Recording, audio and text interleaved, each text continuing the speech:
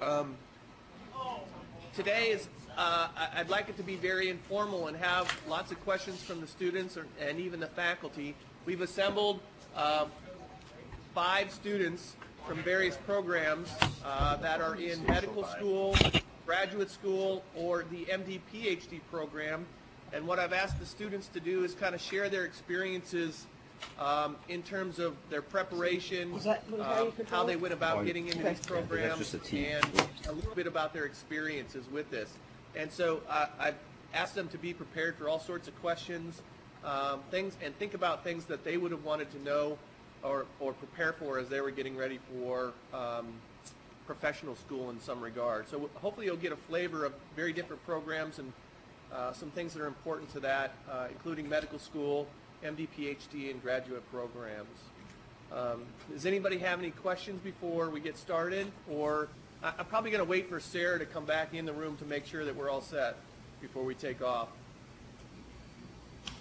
So Doug, why don't we just go around and see who's connected? So K-State's here. All right. K-State is here. We see you, K-State. Do you know Dr. Chapes?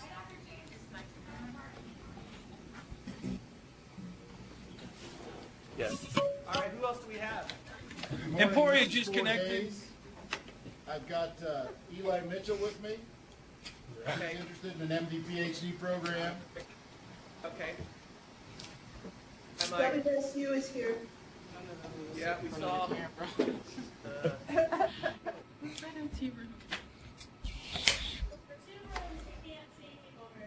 Somebody talking. KU's here also.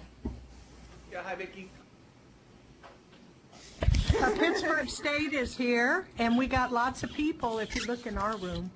Wow, is that you guys in the lower left for us?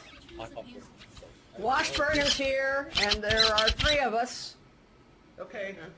Hi, guys. Emporia State is here. There's about 10 or 11 of us here. Oh, I see you now. Yeah. I couldn't see the students. Your head was in the way, Tim. I'm just teasing. I'm muting. Yeah. Do you have anything to say for you? You want me to moderate it? Yeah. Okay. All right.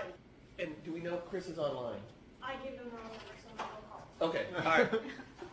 We are waiting for one other student who's in medical school at Salina to check in with us, but we're going to go ahead and have the other students introduce themselves. Maybe you guys can go 3 or 4 minutes and tell us, who you are and what your experiences are. You want to go first? Sure. I'm Rebecca Martin, and I'm a second-year medical student. I did my undergrad at K-State, and I don't know, my background is that I've always wanted to go to medical school, but along the way you have to get an undergraduate degree first, so I went to K-State, did biology, did some K-INBRE research while I was there, which at the time was like, oh, it's just research, that's fine, like, it's interesting, but it turns out it's very helpful when you're actually doing coursework in medical school. I don't know, what else did I do to prepare for medical school? I worked as a CNA, or a certified nursing assistant, worked in the hospitals, worked in clinics. I studied because, grades matter. You're also a K-INBRE scholar. Yeah. I am. Hi, Dr. Chapes. Hello, Rebecca. So tell us a little bit about where you are in medical school in terms of what, how far along you are. Sure. So for medical school, you have 2 years of coursework, like just basically classroom, and you do a few clinical things, but it's mainly studying, mainly lectures, mainly labs, and I am in the 2nd year of that. So the first, it's system-based, so you go in modules. Your first year, you cover things like Foundations of Medicine, which is 8 weeks of undergrad. It's 4 years of undergrad put into 8 weeks. So it's a lot of biochem, a lot of genetics, a lot of how to interview a patient. So you have foundations, you have genetics, you do immunology in your first year, then you do cardio-pulm, GI, renal endocrine, and sex and reproduction. So that was all covered in my first year, and now I'm into my 2nd year where we're doing more of a musculoskeletal, brain and behavior, and then we'll move into kind of some more integration courses like infectious disease, integration and consolidation to work towards taking my first part of boards in June. So I will take, so the board exams for being an MD are in 3 steps. You take the first step after your second year, the second step after your third year, and the third step after your fourth year. Yeah, there you go. So I'll take the first part of that in June. So I'm basically still doing coursework, studying all the time, like I should be, kind of, and just preparing for June. And then in June, I will also start clinical rotations, which will be the more clinical part of medical school, and that's 2 years as well. Cool. So maybe we'll come back to Rebecca in a little bit, maybe let the other students introduce themselves, and then we can come back and open it up for questions and sort of things that might be of interest to the students that are participating today. Yeah, my name is Stephanie Kenan Mcgill, and I am in my 4th year of the neuroscience graduate program here in the KU Med campus. I work in Dr. Diane Durham's lab studying tinnitus. We're an auditory and vestibular neuroscience lab. I spent my first year here in the interdisciplinary, the IGPBS program, taking a lot of classes, learning a lot of very important things. And I hope to be graduating within the next 2 years, probably in 2014. So, is there anything else you want me to? Just tell them a little bit about where you're from. Oh yeah, so I got my undergraduate degree at University of Pittsburgh, Pennsylvania, and I majored in neuroscience while I was there and did a couple years of research while I was there too, and then went straight from there to here. So Stephanie she actually had a lot of research experience coming into graduate school, and that made her a very attractive candidate compared to a lot of students who had little to no research experience. So it was a great plus for her as she entered the program. My name is Caleb Grote. I am in my 6th year of the MD PhD program at KU. So we can talk about the program a little bit later, but kind of generally how they're set up is you do 2 years in medical school, much like she's done, and then I'll take 3 to 4 years after my boards to do my PhD, and then go back into clinics and finish up the last 2 years in medical school. I did my undergrad at Iowa State University and got my degree in agricultural biochemistry. Had as close to 0 medical experience as possible, I guess, but had done research ever since I was a freshman and had done a lot of summer research internships and things like that. We can talk more about the MD PhD program when we go on and how it works. It's interesting to see both sides of it, I guess. Medical school and graduate school are similar but very different in the way that you learn things and the way that you're taught things. Anything else you need? And I worked in Dr. Wright's lab. I've been there for 3.5 years now. So Caleb will be, as you mentioned, he'll be getting ready to defend his dissertation in the spring and then go back into the clinic. So he'll have to transition from a researcher. Can't hear you. Oh, sorry. As Caleb said, he's gonna defend in April, and he's going to write his dissertation this spring and then go back into the clinic. So it's a transition that he's got to prepare for to dive back into the clinics when he hasn't been in the sort of clinical thinking mode in about 4 years. So it's a transition that he'll have to adapt to, and as he said, we can go back and talk about the specifics of the program, but it really is sort of an interesting blend of medicine and science. I'm Jennifer McCracken. I'm from Pitt State. Did my undergrad there, graduated with a chemistry and math degree, and kind of last year spurred the moment decided I was going to go to grad school instead of pharmacy school, so I took a year off to make sure that was the decision I wanted to do, and now I'm here and still trying to adjust to learning grad school style instead of undergrad style. It's completely different, and I'm still trying to learn exactly how to critically think like they want us to and not just regurgitate answers like we did in undergrad. So I'm doing my first rotation right now in Dr. Wright's lab. We do 3 rotations the first year before you pick your lab. That's why this program really interested me, because I didn't have to pick for sure what department I wanted to be in. I now have a choice of about 8 different departments and get to rotate about 2 months in 3 different labs. And if I don't absolutely hate every single one of them, you can do a 4th rotation. But so far, so good. So. we'll come back and talk about the IGPBS program and specifics about, I think that she made a good, interesting point about having to change the way you have to sort of think in graduate school compared to an undergraduate, and I think that really is an important point. But I wanted to introduce the last student who's participating. It's Chris. What's Chris's last name? Smith. Chris Smith, who's a medical student in Salina. Chris, can you just kind of introduce yourself and tell us a little bit about your background and what you're doing? Hi, Chris Smith, and I did my undergrad at Emporia State University, and I majored in biochemistry and molecular biology, and I'm a first-year student out here in Salina.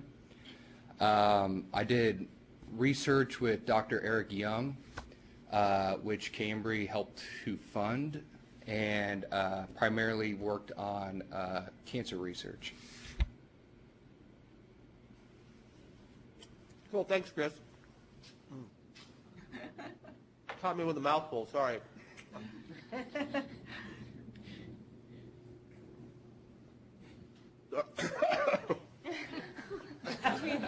Sorry.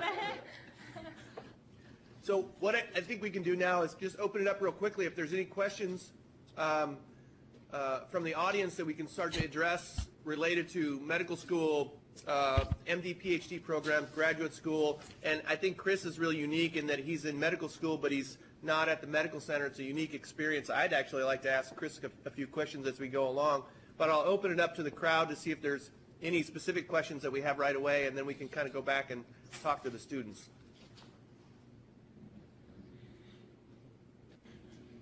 Anybody?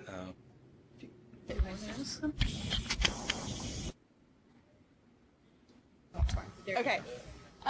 For the medical students, what all did you do in your summer between M1 and M2? Can you tell us who you are and where you're at when you're asking the question, please? Yeah, my name's Whitney. I'm with the K-INBRE program at KU. I'm a senior, and I'm currently applying to medical school. That was just this last summer for me, and I actually did this is Rebecca. I actually did the rural summer primary care program, and we went out to a rural area. I actually went out to Tribune, Kansas, which most people don't know where that is because it's like so far west it's on mountain time. It's 15 miles from Colorado, and I worked with a doctor there and just followed him around and did just family medicine stuff. I don't know who that is, but they're loud. I think that's Pittsburgh disrupting it all. But it was a good summer just to do clinical hands-on stuff. I worked the same hours as the doctors, took ER call, and then also part of the program is doing some basic kind of clinical research. And our research topic was not very intensive, but it looked at how physicians use EMR. So we did surveys, and then I'm not sure where that is now in that whole progress, but doing surveys with the physicians on how they use EMR, what the benefits, what the frustrations are with that kind of program. But that was a 7-week program that was very, very enjoyable. So for me, my experience is a little bit different. This is Caleb. I'm once again in the MD PhD program. I'm not sure if we can even take those options or not. We are strongly encouraged to do our lab rotations during that time. So for the MD PhD program, you do your rotations for your graduate lab that you would eventually choose the summer before you enter M1, and then the summer between M1 and M2, and then try and fit one in somewhere else. So that's kind of what Jennifer was talking about. What she's doing now is rotating through different labs to try and choose a mentor for her PhD work, and that's what I did during that time. So I'll just weigh in. Here at the Medical Center, there are a number of programs that find opportunities for medical students to do research between their first and second years. Usually these are summer-long programs that are either in basic science or with clinical faculty doing research projects. I've had a number of those students work with me. I've also had students who independently contacted me to do research in my lab independent of those programs. So if you're interested in research, all you've got to do is make contact with faculty and ask them about options. There's lots of options available. And the good thing for this, and I don't know if you did this, but the students have an opportunity to present their research then later in the spring at the Student Research Forum, which is encouraged. So we have 100+ students at the medical center that are presenting their research. Many of them are the second-year medical students who did research between their first and second year. So there's a lot of opportunities, both in clinical and basic science, to do research between that year. And I will say probably at least 75% of my classmates did some type of mostly basic research, it seemed like, but there was some that did clinical research as well. And that was the same for my class as well. There was a significant number that do research, both basic science and clinical. Yeah. Are there other questions? Yes, I was wondering for the Chris Ward from Pittsburgh, Kansas. I was wondering for the MD PhD program at KU, what marks and achievements are necessary to be competitive to get into that program? Super high MCATs. Yeah, that's a good question. So I guess I can just kind of break down what an MD PhD program is and how it works first. So the way you apply is very similar to med school. You go through, what is it? AMCAS? Yeah, AMCAS, AMCAS. Mm-hmm. So when you submit your applications there, you would check that you're interested in the MD PhD programs. And then your applications go out to everybody, and then you'll hopefully get contacted back to submit secondaries to those. Which I think is different than med school. You apply to a large number of schools, probably about 8 to 10 or so, because each program maybe only accepts 4 to 5 to 6 students. Some of the perks of the program is that all your schooling is paid for and you get a stipend. Some of the downfalls of the program is it takes a long time. I mean, you're making an 8-year commitment, and at that point, that's like a third of your life when you're only like 20, 21. So I applied all around the Midwest, and I decided on KU. I was really late in deciding to do this because I had no medical experience at all. And I didn't take my MCAT until August before my senior year, which I would not advise doing. What kind of score? I mean, we look for everything, really. I interviewed students maybe like 2 or 3 years ago, and you know, it's hard. You can't just take the highest scores because there's the medical aspect of it, and they have to have some type of bedside manner. You can't just take somebody that has a 40 on the MCAT, because if they can't talk to you, then they're going to have no patient contact. But you need to have some type of research experience, like some type of summer undergraduate research experience. I did one at Mayo, and that looked very good on an application. If you're doing the K-INBRE research, it's going to look great. And if you can have some type of medical experience, whatever it may be, like the CNA would look amazing. And you know, a lot of people anymore, it seems like before they make that big commitment, they'll take about 2 years off actually and then apply. It's maybe like half and half in our program right now, where I went straight in. A lot of people actually took some time and did like a little bit of research for 2 years or so. And then kind of, what are the benefits of getting an MD PhD for you? Why would you choose that program over just going to medical school or graduate school? Yeah, this is a question. So this is the question you will be asked in an interview if you interview for the MD PhD program. Because if you get an MD, you can do research. What the MD PhD program does is give you options, right? So now if you want to do very basic science research, you've had that really pure PhD training, how to ask good questions, how to design good experiments and set up good hypotheses. But then you have that really strong benefit of being able to go to the clinic and say, this is what we're researching, this patient has this, are we on the right track? And you can directly get your clinical evidence for your basic science evidence. Those are, I mean, kind of the way I see it. And then, you know, economically, it really increases your bargaining chip at the end when you want to, you know, looking for a job. You have both degrees. You can really bridge that big translational research gap, which is a big seller these days. Are there other questions? I might ask a question to the graduate students here in terms of, Jennifer brought up a point about sort of having to think differently, and Caleb can weigh in on this too, is somebody's had to transition the way he sort of thinks about differences between an undergraduate curriculum and then going to graduate school, and how you have to sort of modify the way you sort of go about your business. Yeah, sure. So I found that the first year of graduate school, at least for me, was kind of a shock because it is so different from, as an undergrad, a lot of the classes that you're taking, you're learning from a textbook, you're learning from lectures, you're learning a lot of facts, and then you're tested on those facts. When you get to graduate school, they are training you to become a scientist. So they are training you to think like a scientist and to really understand the concepts and be able to understand experiments and critically think about what you're reading. So like the tests in your first year, at least in our program, are very, ours are open note, open book. So you can imagine they're not just asking us about facts. They're not asking us, what does this do? They're asking, why does this do this? And can you design an experiment around it? And what would you do if you found this outcome? How would you interpret that? So, like I said, it's very different from my undergraduate experience, and I'm assuming a lot of your undergraduate experiences as well. But it really, you come out of it on the other side, I think, really having developed your critical thinking skills and really feeling like you can do science instead of just regurgitating facts. So, is that kind of what you're saying?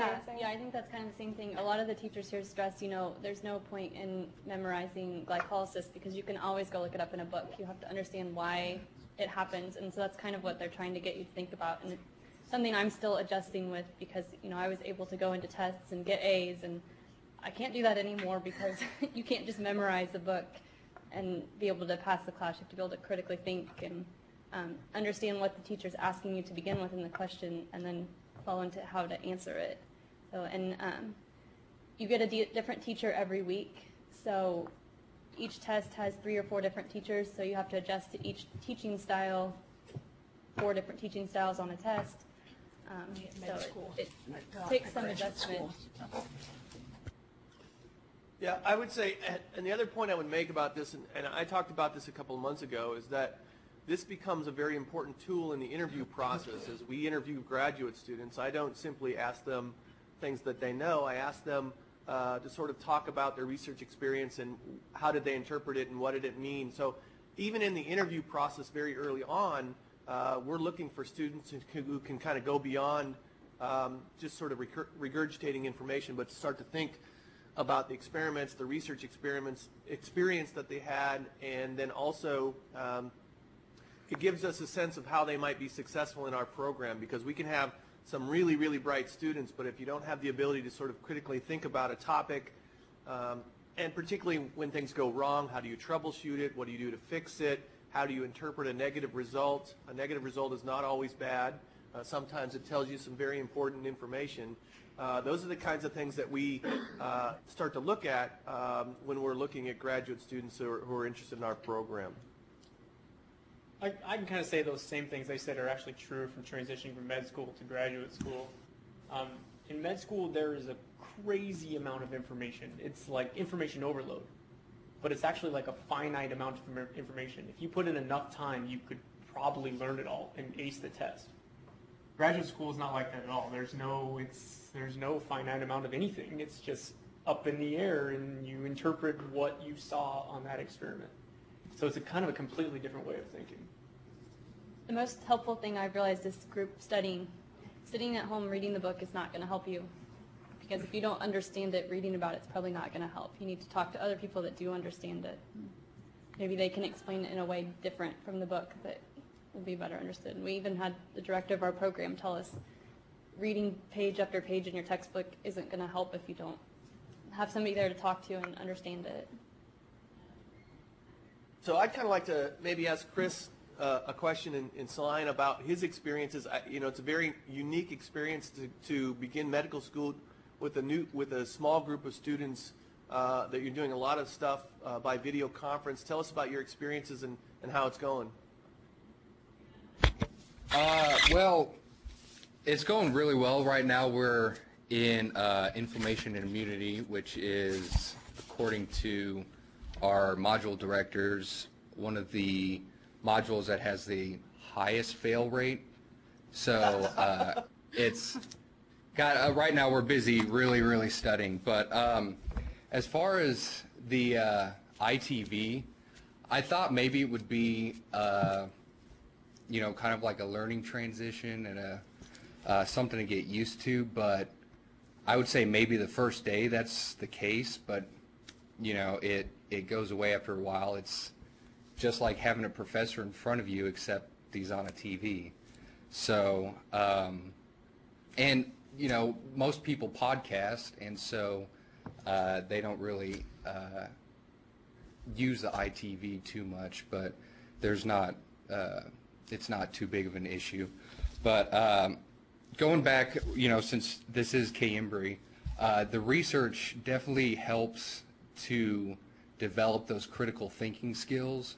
And being a physician, it's, again, it's not all about memorizing facts like everyone else says. It's about interpreting, utilizing the knowledge at the present case. So if, you know, you've got this concept, it's about how to apply it to the current case and not so much about memorizing what was on page 25.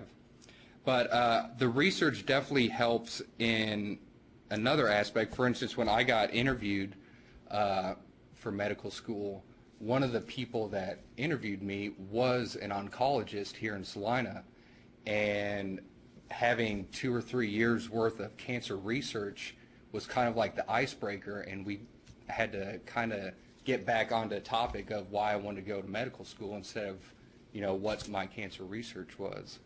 So, any other questions that you want to clarify? No, I think it's a really unique opportunity, and it's a different structure for medical school that I think you know, is a new option for folks that across the state who are, you know, would be interested in going to Salina. And actually, I'd like to find out your choice, why you chose to go to Salina versus other. Did you have those choices? How did that process work? Well, the way it works is on our supplemental application, you can rank the sites as far as what your preference is. And for me, I chose Salina as my #1 choice because in all my upper level classes, we had maybe 10 students tops. And so there wouldn't be, you know, a huge transition from going from 10 students to 8 students. And it's a lot more intimate here. We have a lot, the directors and all the faculty, they are constantly, they're always there, and we don't have to worry about office times or anything like that because they're just right down the hallway. So, yeah, I think the small class size was kind of the benefit and why I chose it. And then Could I ask a question? Hey, Doug? Virginia. Yeah, this is Virginia Ryder at Pittsburgh State University. I wanted to ask Chris, can you tell us something about the stratification of the learning on the Salina campus? In other words, do you feel that you're being shorted in terms of more senior people, in terms of residents, in terms of, or people who are doing residency? Can you speak a little bit about how, do you always have to go to the top dog, or are there other people you can actually communicate with that aren't maybe quite the more senior faculty? Well, we have a basic science coordinator. We have Dr. Michael Robinson, and right now we're really just dealing with basic science. We're not really focusing on clinical skills and knowledge. And so if we have any question about, you know, complement or oxygen dissociation curves, we can always go to him. And so I don't think we're shorted on that. There's always email. The professors in Kansas City actually prefer us to email instead of dropping by because they can get an immediate response back.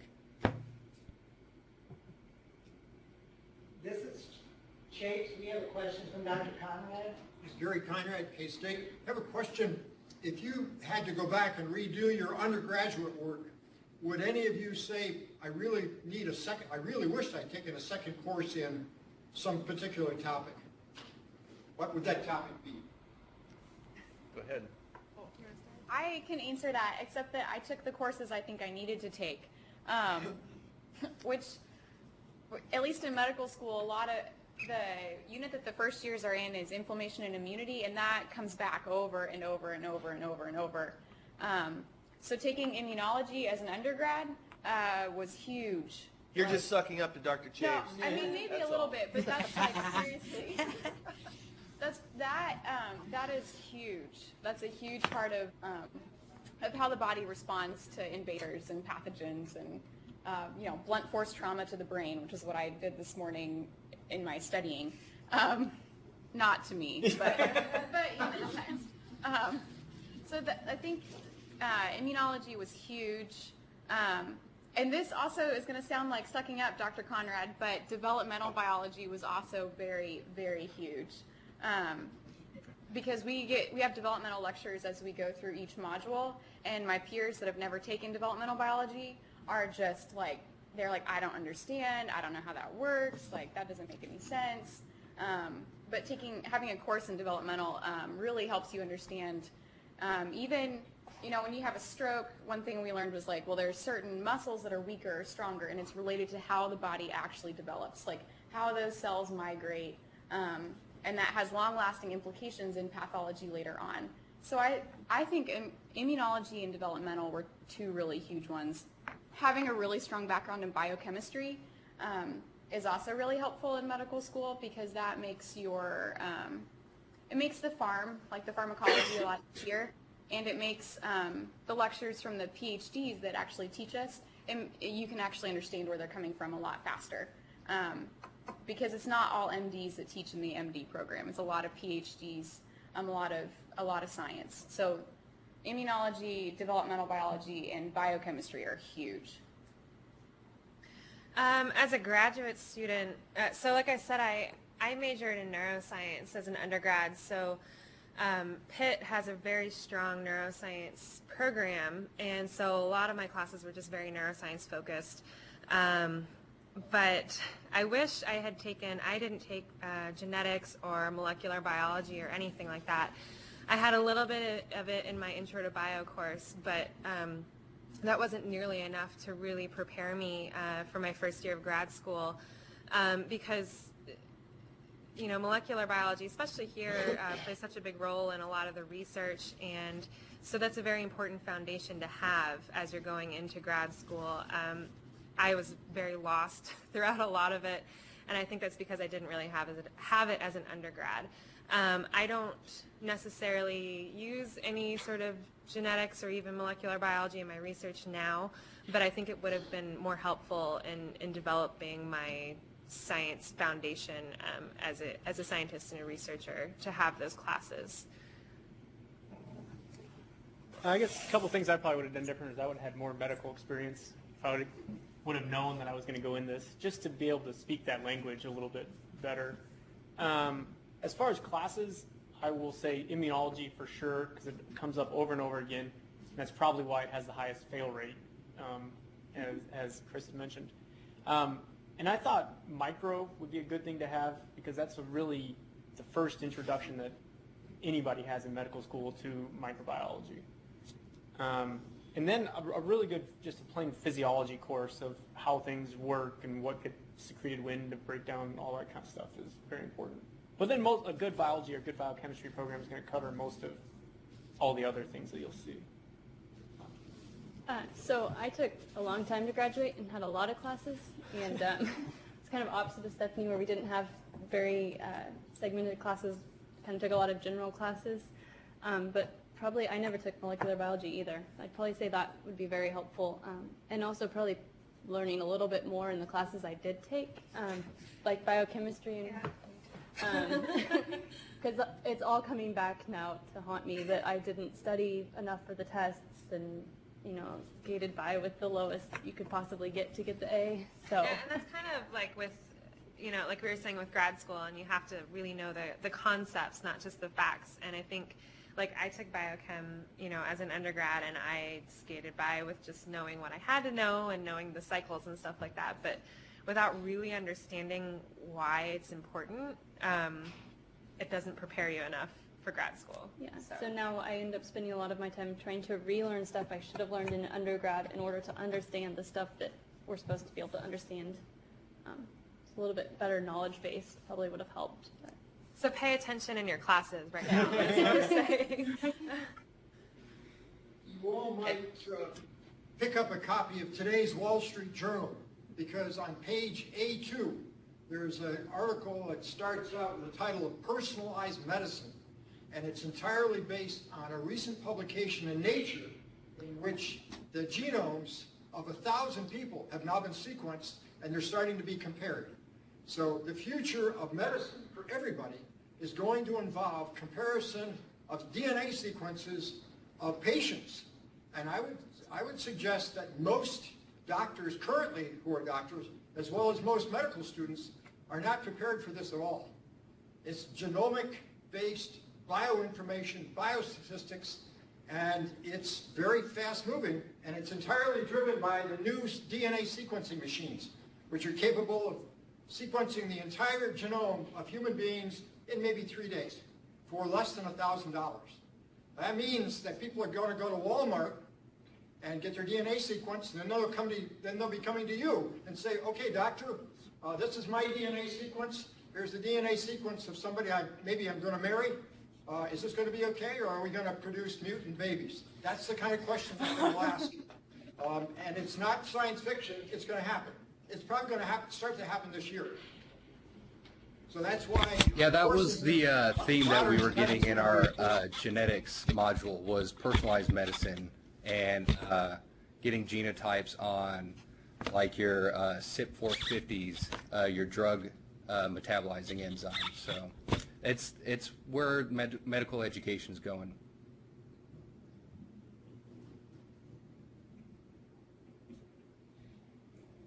And then, Chris, maybe you could follow up just from your interest, from your training at Emporia State.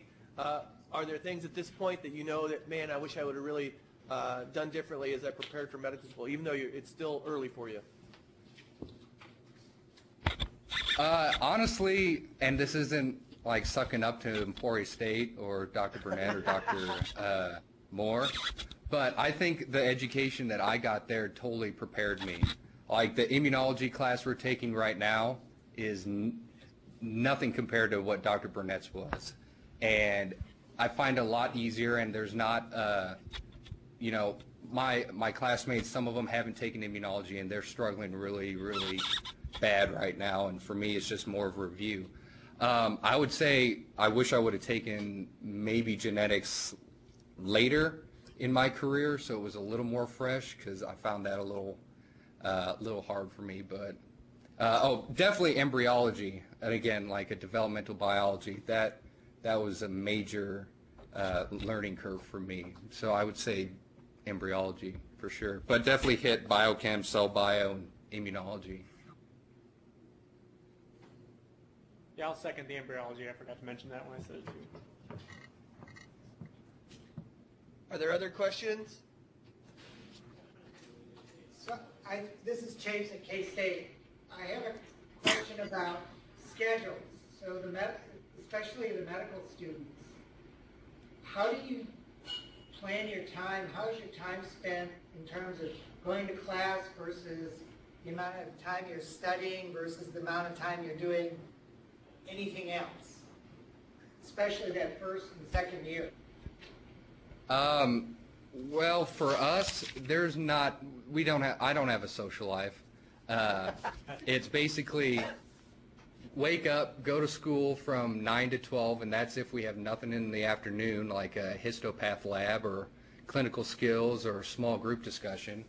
And it's usually take an hour break for lunch, an hour to work out, and then it's reviewing all day, 4 or 5 hours of going over podcasts and going back into the books and going back into the notes. So that's usually the schedule, just study, study, study.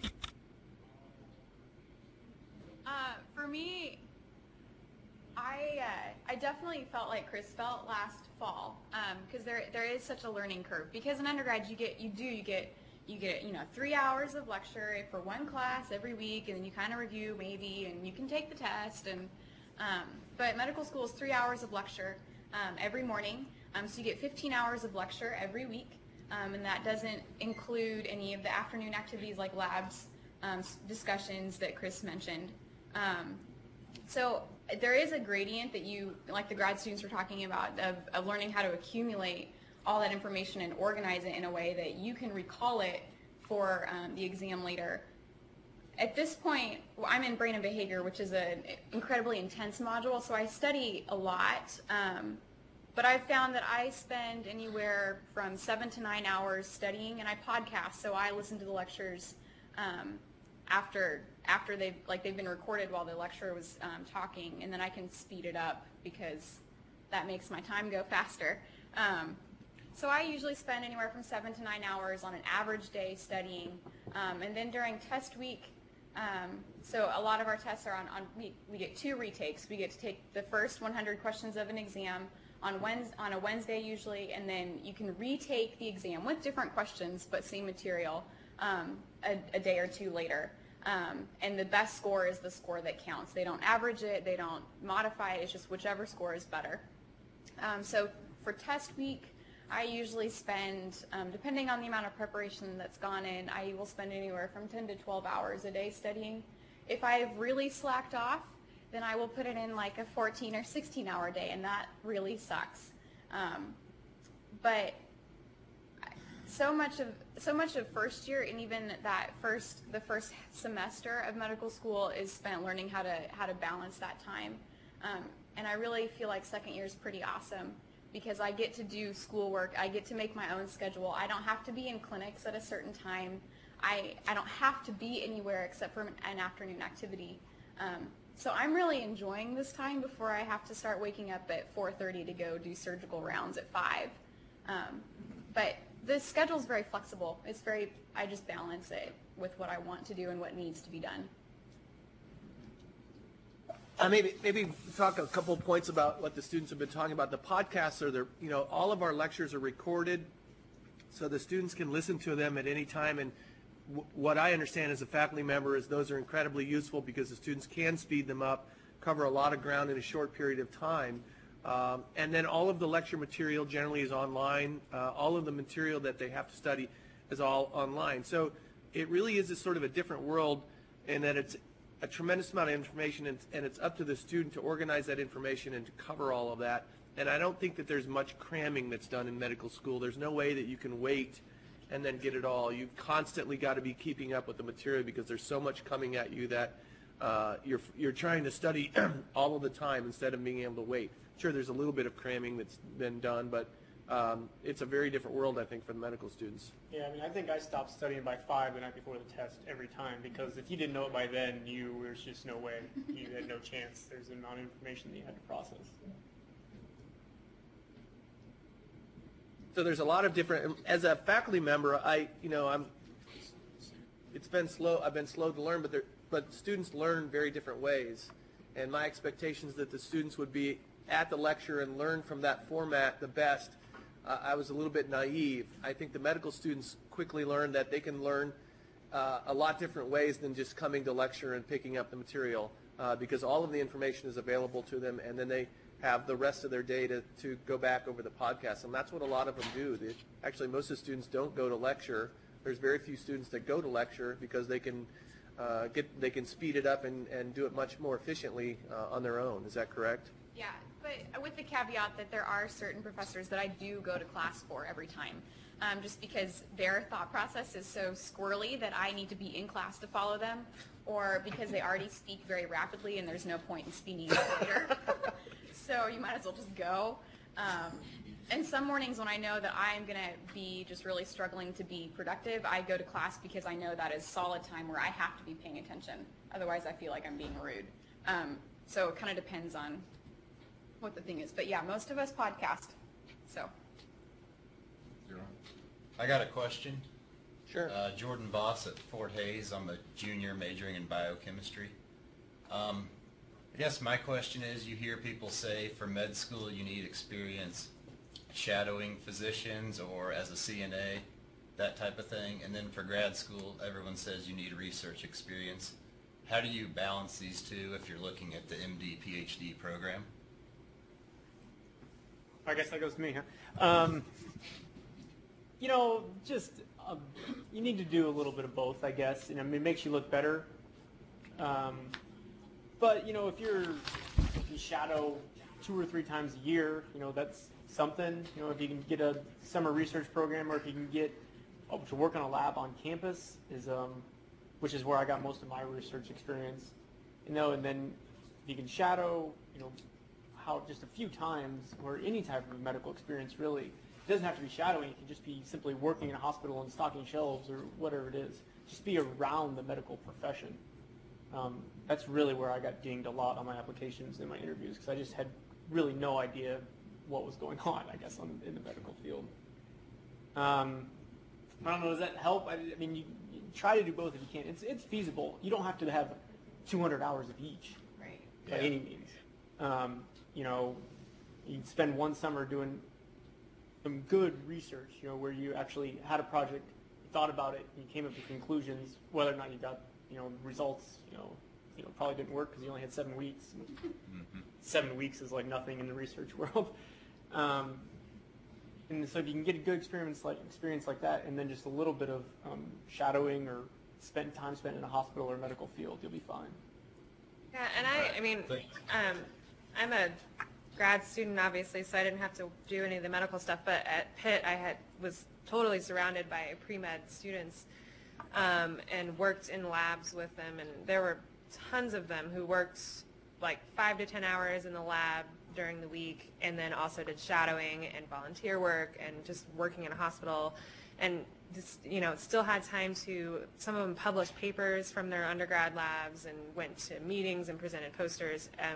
So I think it's definitely doable to do all of it and get all the experience in.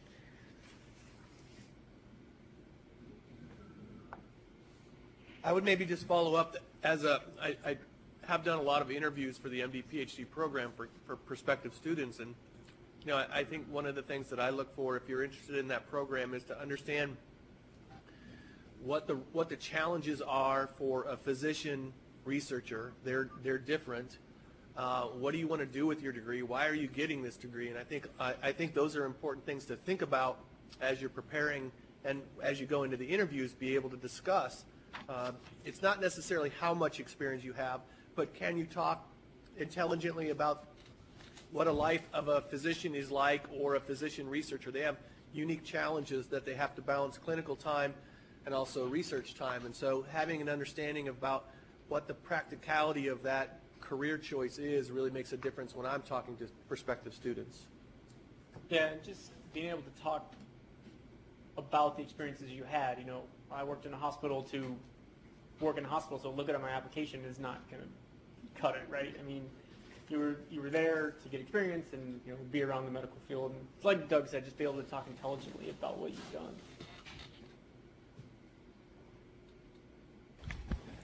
You just mentioned recently that properly answering the question of how to face the challenges of being a physician scientist is crucial in interviews. What sort of things should I answer? Like, what should we answer that, or what should I expect as a physician scientist? Well, I didn't think that you were going to turn it around on me and make me answer it. Well done. No, I work with many physician scientists here, and the challenges that they face are they clearly have a clinical demand to be as productive in clinics as possible, but they also have, most of the physician scientists that I know have this unique burning desire to carry out research and to carve out the time necessary. So for me, I think their challenges are, you know, working within that relationship of satisfying your clinical demands, which are extreme, and then also finding time. So most of the time when I talk to them, what they're telling me is I'm fighting constantly to have research time, to protect my research time, to be able to write my grants, to have the time. And in fact, many of them talk about struggling to get time to write grants and get the papers written and to keep their research moving. That's a huge struggle because it's easy to get pulled back into the clinics because that's where from a university standpoint, that's the money maker for the university. So they have that requirement, but yet they constantly struggle to carve out time to get their research doing. So I think one of the things that we should do a better job with our MD, PhD students as they go in is how to understand and negotiate when they're looking for jobs about what are the appropriate things to look for in a job that guarantees that you're going to have enough time to be successful in your research. I think that a lot of the students still kind of stumble into that process, and I see lots of variations in the MD PhDs that I know in terms of how much time they have to devote to their research. So we probably can do a better job training the students at that endpoint as they go into their career about how to negotiate in a position to be able to protect your research. So that's a constant struggle for them. And kind of a normal division that a physician scientist shoots for is about 30% clinics, about 70% research time. A lot of that will be in your job negotiation of how you'll divide it up. But most people are always going to want you to go into clinic. A lot of times, or most universities, and a lot of times doctors themselves get pulled more that way because seeing patients can be very, very rewarding. A lot of times science is not always that rewarding. There's a lot of failure involved there sometimes. And I will go back to a question that gets asked every time is why you want to do an MD PhD program. One of the best answers I've ever heard is because in the MD world, say you become a cardiologist, you're going to get stuck doing cardiology things day in and day out. Now there's a broad range there, and I don't know all of them, but day in and day out, that's what you're going to deal with. In research, it's something different every day, and you're always thinking about this new way that something may work, you're always thinking critically about how's this pathway affecting this pathway, how are they all connected? And so that was really one of the best answers I ever heard, and actually had interviewers tell me that that's kind of what the answer they've looked for before.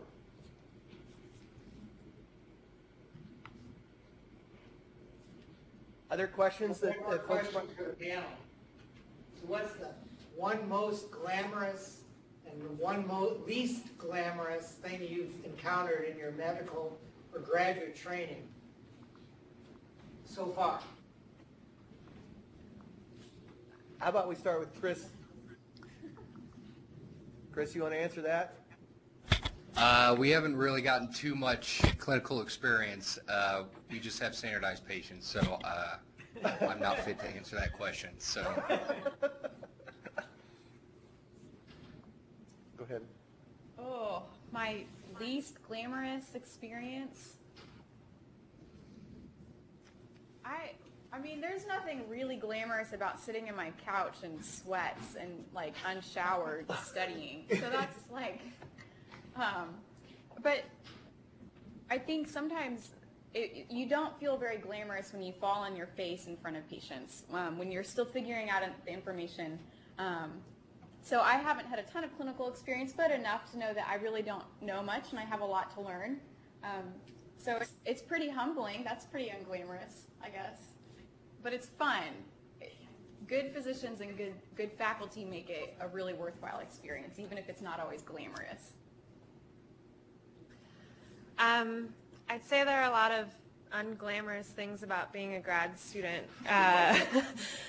There's a lot of, like Caleb said, a lot of failure. There's a lot of dirty work, like literal dirty work that you're doing with animal research and stuff like that. Lots of rat poop and stuff. That's pretty unglamorous. But I think one of the high points for me so far has been presenting my research in front of people who I really look up to. So you get to go to national and international meetings as a graduate student and present a poster or do a talk about your work. And the first big one that I went to and presented my poster at, it was so exciting to me to have these scientists come up to me, these people whose papers I've read and whose work has shaped my own work, come up and ask me about my own research and say, hey, this is really interesting, you're doing a really good job, I want to see more from you. So that has probably been the most exciting thing of my graduate career so far. So. Oh, I don't know if you want my answer. I've been here a long time now. I guess mine are kind Short of related. answer, we're running out of time. All right.